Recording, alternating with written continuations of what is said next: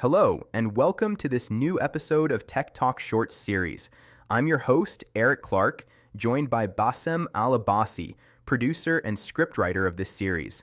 Today, I want to pull back the curtain on something most people in the industry know, but very few dare to say out loud: the untold story of how tech and consultancy firms actually hire. Let's start with the machine that stands between you and the interview.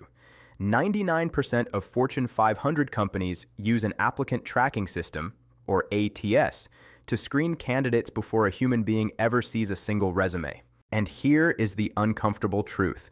88% of employers in a Harvard Business School and Accenture Global study admitted that their ATS was filtering out high-skilled, qualified candidates, simply because their profile did not match a rigid set of pre-programmed criteria. The result?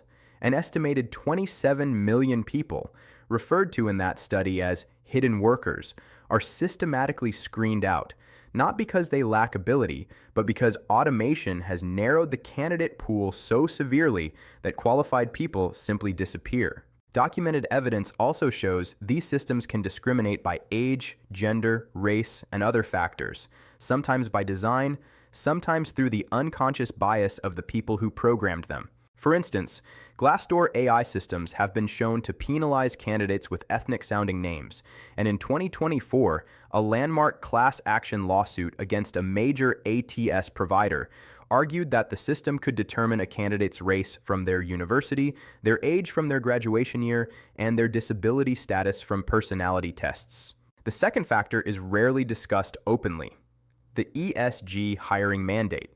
Many corporations today operate under a social framework that prioritizes gender representation targets. And while I fully support equal opportunity for everyone, I believe in whoever fits the role best, whether that is a man or a woman. Several major tech firms have already begun rolling back or reassessing their diversity hiring goals, reflecting a broader tension between quota-driven hiring and merit-based selection. The question worth asking is simple: are we hiring the best person for the role, or are we hiring to satisfy a dashboard? The third unseen filter is one that quietly disqualifies thousands of exceptional candidates every year. Many large multinationals, particularly in tech and consulting, will not advance any candidate who lacks prior experience at another multinational corporation. No MNC on your resume? You are invisible, regardless of your caliber, your results, or your potential.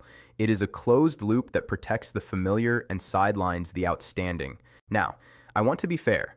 There are firms I deeply respect for one reason: they are honest about exactly what they want.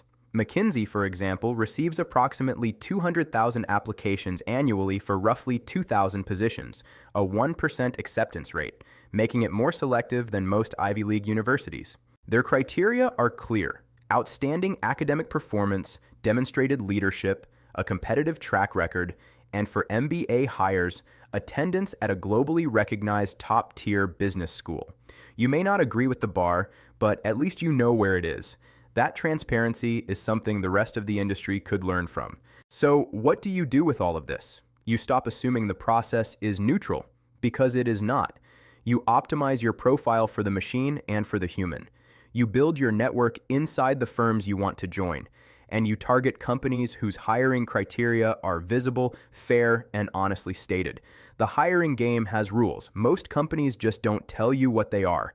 Now you know. That's all for now. Thank you for watching.